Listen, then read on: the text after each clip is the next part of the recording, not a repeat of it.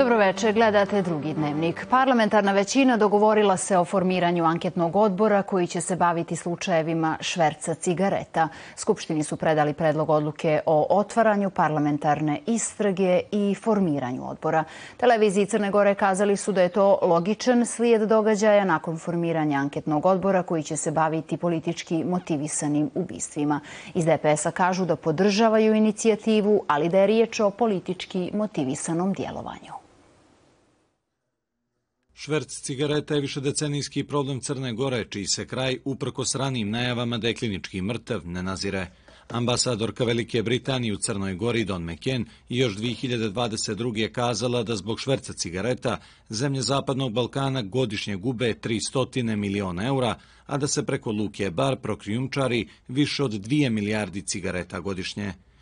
Ipak, poslanici parlamentarne većine uvjeravaju da će se već izvjesnim formiranjem anketnog odbora o švercu cigareta mnoge stvari iz prošlosti rasvijetliti. Svi znamo šta je šverc cigara značio u Crnoj Gori proteklih decenija, odnosno koliku ekonomsku štetu je nanosio našoj državi, ali prije svega i bezbjednosnu. Znamo odlično da je u tom periodu i mnogo ljudi stradalo i da je u tom periodu mnogo miliona i milijardi novca izneseno iz Crne Gore i prenijeto u privatne džepove, prije svega u džepove Mila Đukanovića. Prema skupštinskom poslovniku predsjedavanje anketnim odborom pripada opoziciji, a iz najjače partije tog dijela parlamenta najavljuju podršku toj inicijativi. Klub poslanika Demokratske partije socijalista podržat će formiranje anketnog odbora o švercu cigareta, iako je jasno šta su stvarni politički motivi ove inicijative.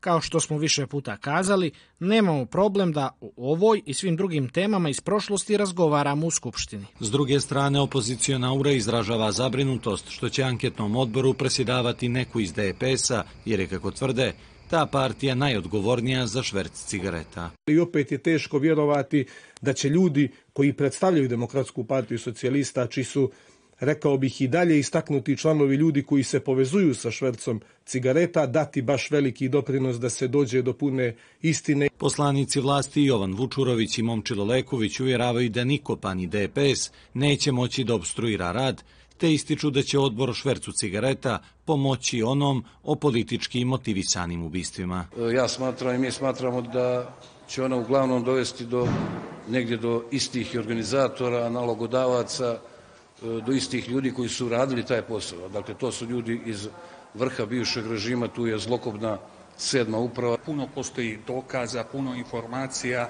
koje ukazuju da su ovi poslovi, odnosno nažalost i nesretni događaji i sva ta ubistva koja su se dešavala u Crnoj Gori proteklih decenija na neki način bila povezana i sa ovim aktivnostima, odnosno sa švercom cigareta. Nevladina organizacija MANS sinoć je pozdravila formiranje anketnog odbora o švercu cigareta uz poruku da se nadaju saradnji s članovima tog tijela.